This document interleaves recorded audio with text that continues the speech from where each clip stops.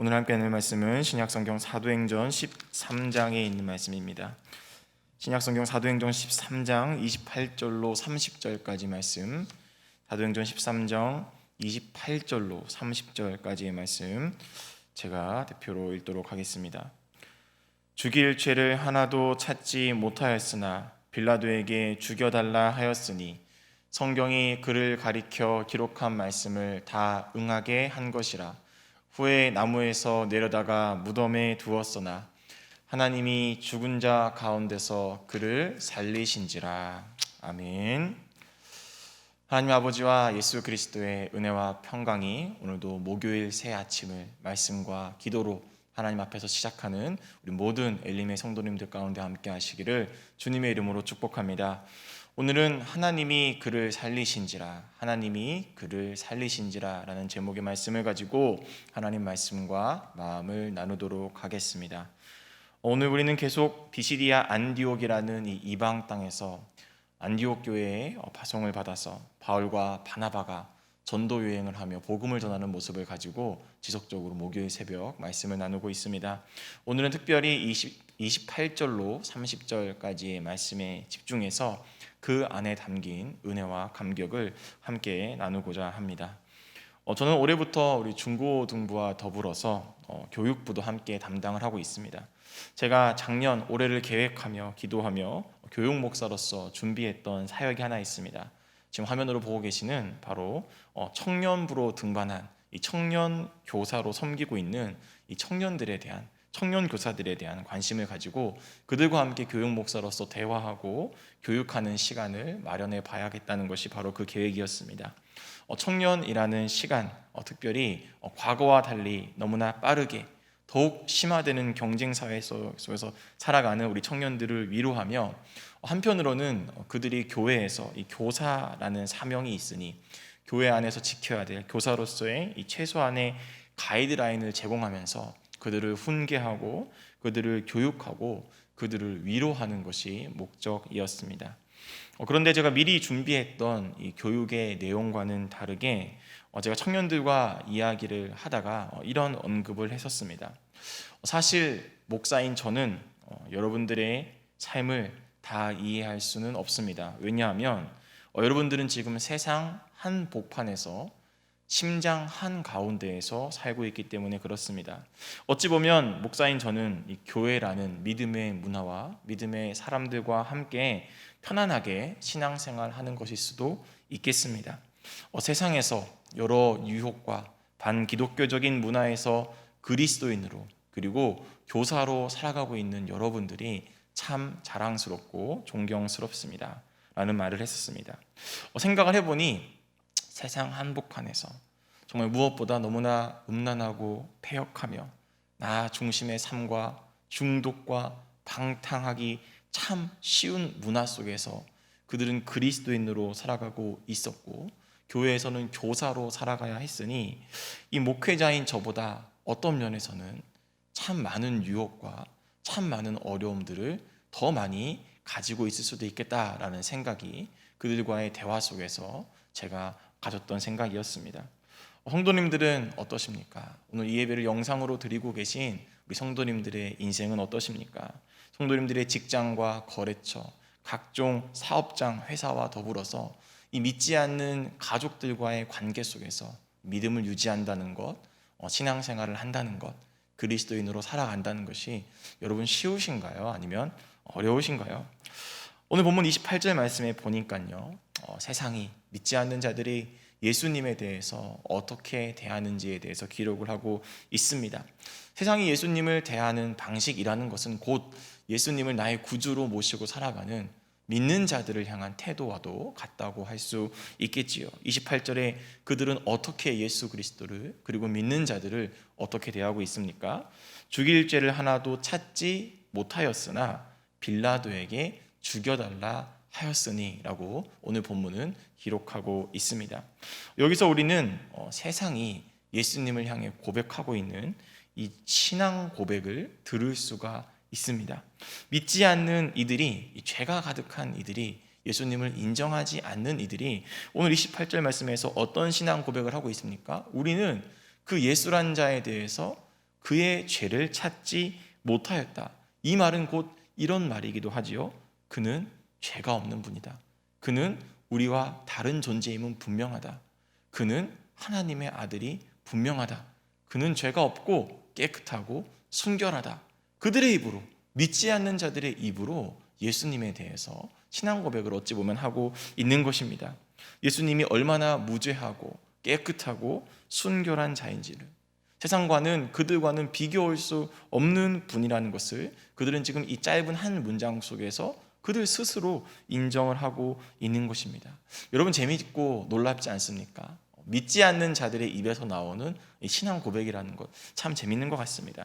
그런데 그렇게 예수님에 대해서 죄가 없다 인정하고 고백하는 것에서 끝나지 않고 그들은 지금 어디까지 나아가고 있습니까? 죄가 없는 건 알겠어. 깨끗한 건 알겠어. 하나님의 아들인 건 알겠어. 우리와 비교할 수 없는 분이라는 건 알겠어. 근데 그 예수를 죽이라. 십자가에 못 박으라 라고 28절 후반절은 또 우리에게 그렇게 이야기해주고 있는 것이죠. 예수님이 지금 죄가 있고 없고 하나님의 아들이고 아니고 깨끗하고 안 깨끗하고는 그들에게 중요한 것이 아니었습니다. 그들이 봤을 때 죄가 없어 보인다 할지라도요, 예수님은 그들에게 어떤 존재였냐면 죄를 만들어서라도 제거해야 하고 죽여야 하는 존재였습니다. 여러분, 얼마나 잔인하고도 진리를 거부하는 교만한 인간의 모습이 28절에서 나타나고 있는 것입니까? 지금 28절 한 절 말씀에는 그는 죄가 없다라는 신앙 고백과 더불어서 그러나 죄가 없어도 그는 죽여야 된다, 죄를 만들어서라도 그는 제거해야 된다는 이 인간의 욕심과 탐욕, 죄악이 그 속에 다 한꺼번에 응축되어 있는 것입니다. 세상은 오늘도 예수 그리스도를 나의 구원자입니다, 예수님이 나의 전부입니다 라고 고백하며 살아가는 저와 여러분을요 궁지로 내모죠. 절벽 아래로 얼른 떨어져 버리라고 없는 이야기를 만들어서 우리의 마음을 충동시키기도 합니다. 그리스도인으로서, 그래도 믿는 자로서, 그래도 기도하는 자로서 올바르게 살고 사실대로 말하고 본대로 말하고 법과 정의와 전통을 따랐음에도 불구하고요, 믿지 않는 자들은, 세상은 우리를 거부하고 질타하고 가짜뉴스로 매장시키려고도 합니다. 그것이 예수님을 대하는 세상의 방법이었고 그분을 따르는 저와 여러분을 대하는 오늘날의 세상의 방법이기도 하지요. 그러니 예수를 믿으면서 당하는 고난이 혹시 있으시다면, 예수를 믿으면서 당한 억울한 누명이 있으시다면, 예수를 믿으면서 흘린 눈물이 있으시다면 그것은 세상이 나의 믿음을 인정해 주는 것과 다름이 없음입니다. 레리 오스본 목사님이 쓴 바벨론에서 그리스도인으로 살기라는 책에 보면 이런 구절 하나가 있습니다. 그리스도인으로 살기에, 기독교인으로 살기에 단 하루도 편한 날은 없었다라고 말입니다. 여러분, 기독교인으로 살기에 단 하루도 편한 날은 없었다. 왜 이런 말을 썼을까요? 바벨론으로 대표되는 세상이 우리의 정체성과 우리의 삶의 가치관과 방식에 대해서 갖은 술수를 동원해서라도 우리를 집요하게 파헤쳐내려고 하고 우리를 집요하게 괴롭히기 때문에 그렇습니다. 한 시대, 한 세대뿐만 아니라 죄로 가득한 이 세상은요, 그리스도인으로 살기에는 편한 날이 하루도 없었다라는 그 목사님의 고백인 것이죠. 그러니 우리는 편안한 신앙생활만을 기대해서는 안 될 것입니다. 예수님이 지신 십자가의 구원이 곧 우리를 향한 사건이듯 예수님이 당한 억울함도 곧 우리의 억울함입니다. 우리의 인생에서 편안하고 쉬운 신앙생활만 기다리고 있지는 않습니다. 그분이 가신 길, 예수님이 걸어가신 길, 예수님이 보여주신 길은 좁은 길이었기 때문에 좁은 길이 목요일 오늘도 저와 여러분을 기다리고 있습니다. 그러나 이 좁은 길을 걷고 있는 우리에게 오늘 본문 30절 말씀은 우리를 이렇게 응원하고 격려해 주고 있습니다. 한번 집에서도 같이 한번 읽어볼까요? 시작.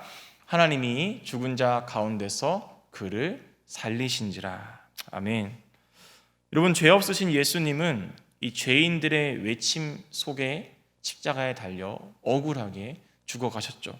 그러나 한편으로는 그분이 이 땅에 오신 사명을 감당하기 위해서 예수님은 십자가에서 친히 본인이 대제사장이 되시고 본인이 친히 제물이 되심으로 하나님을 향한 자기의 사랑을 확증하시고 우리를 향한 하나님의 사랑과 예수님의 은혜를 보여주셨습니다. 그러나 하나님은 그 십자가의 죽음 그대로 예수님을 그대로 두지 않으셨죠. 죽음에서 끝내지 않으시고 죽은 자들 가운데에서 유일하게 하나님은 예수 그리스도를 다시 부활시키고 살려내셨습니다. 세상의 술수와 계략, 각종 음모들이요 십자가에 달린 그 순간에는 다 성공한 것 같았고 다 옳은 소리, 바른 소리, 맞는 소리인 것 같았습니다. 그러나 그 순간 세상의 목소리가 높아지고 세상이 승리한 것 같은 그 순간 하나님은 일어나셨어. 그분의 강하신 손을 가지고 그 모든 상황을 역전시키셨습니다. 믿음 때문에, 여러분 신앙 때문에 혹시 어려움을 겪고 계십니까?